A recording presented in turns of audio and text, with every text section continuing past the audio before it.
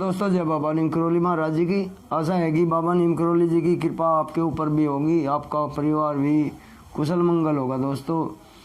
तो दोस्तों, आज मैं आपको बाबा जी की बाबा नीम करोली की एक महिमा का वर्णन करूंगा। ये है, अंग्रेजी शासन में एक जनरल थे, जनरल मैकन्ना। उनकी ये लीला है। उन जनरल मैकन्ना जो इनके शिष्य हुए हैं, अंग्रेज थे जो, तो इसे सुने। बाबा जी की बहुत ही बढ़िया लीला है ये। तो शुरू करते हैं दोस्तों। फतेहगढ़ किले में तब राजपूत रेजिमेंट का कमांडिंग अफसर कर्नल मैकन्ना था, जो बहुत सख्त था और विशेषकर भारतीय जोगी साधुओं से बहुत चिढ़ता था। परंतु फौज के सिपाही बाबा जी को, जो किले के बाहर अक्सर डेरा डाले रहते थे, भक्त हो चले थे। बड़ी संख्या में वे छिपकर उन्हें दूध, फल आदि भेंट करते रहते थे। पता नहीं किस मौज में बाबा जी ने कर्नल मैकन्ना का हृदय परिवर्तन करने की मनसा बना ली और एक दिन जब वह बाहर चला गया तो आप उनके कक्ष में जाकर उसके पलंग में लेट गए। अर्दली सिपाहियों आदि ने उन्हें बहुत रोका, पर फिर भी आप डटे रहे। जब कर्नल आया तो उसने देखा कि एक अधनंगा साधु उसके आराम की जगह लेटा हुआ है, तो वह आग बबूला हो गया और बाबा जी की अंग्रेजी और हिंदी में अपशब्दों से खूब भर्त्सना की और अपमानित किया। कहते हैं कि उसने बाबा जी को हंटर भी लगाए, परंतु बाबा जी हंसते मुस्कुराते रहे और उसकी इन हरकतों पर भी, इतने अपमान के बाद भी महाराज जी को निर्विकार हंसते मुस्कुराते देख कर्नल आश्चर्यचकित रह गया।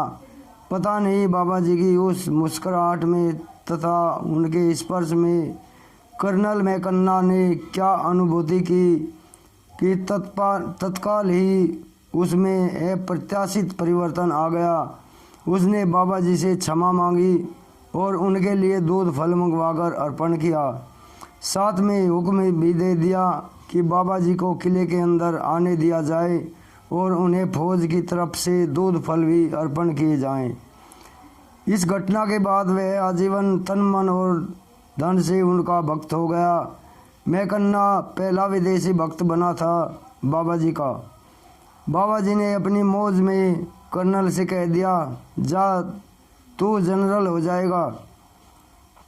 तब मैकन्ना को इस बात पर विश्वास नहीं हुआ, क्योंकि उसके ऊपर न मालूम कितने और अफसर थे जो जनरल बनने की लाइन में खड़े थे। परंतु बाबा जी का अमोघ वचन कैसे निरर्थक होता।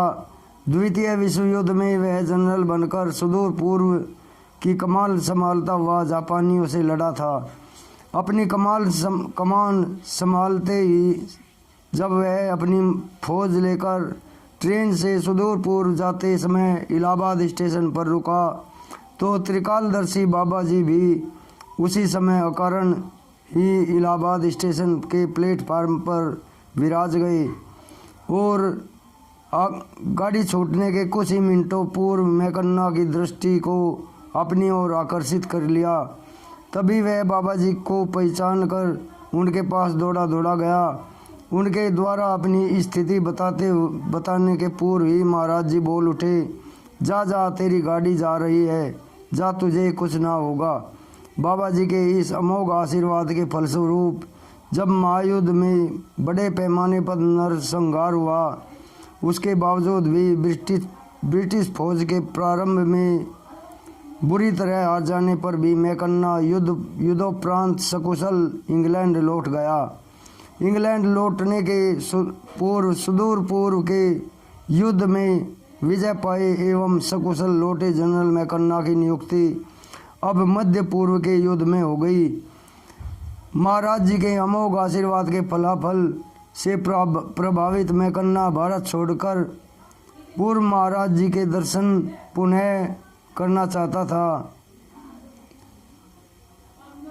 इस संदर्भ में मैं कन्ना की कमाल में सम्मिलित कर्नल टी.डी. जोशी ने बाबा जी महाराज के सम्मुख ही नजरबाग में मैं कन्ना को बाबा जी द्वारा पुनः दर्शन देने की लीला यूँ सुनाई, जिसे बाबा जी भी बिना कोई प्रतिवाद किए चुपचाप सुनते रहे।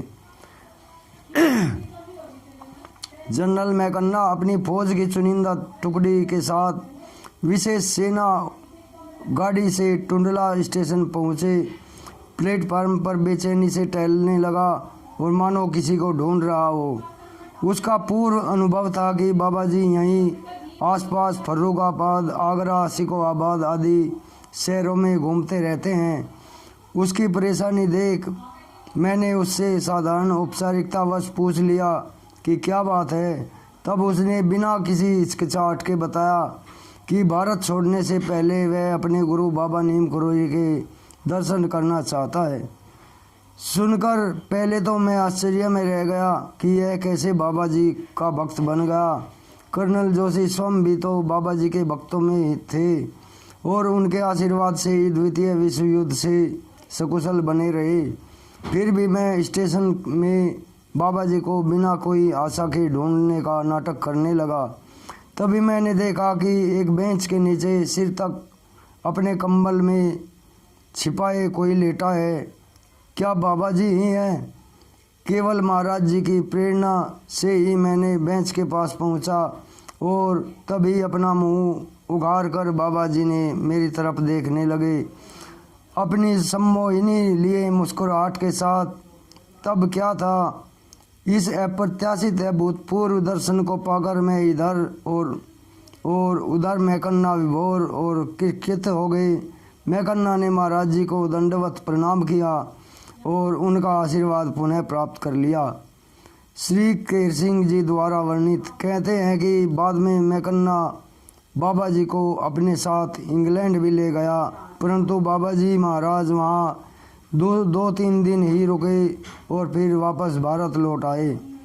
प्रसंगवश बाबा जी महाराज को स्वर्गीय रफ़ी अहमद की दुआई के भाई मक्का मदीना भी ले गए थे।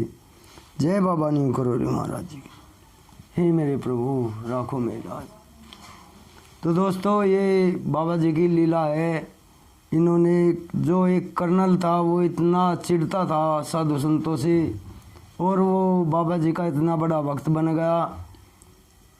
तो ये बाबा जी की महिमा ही थी।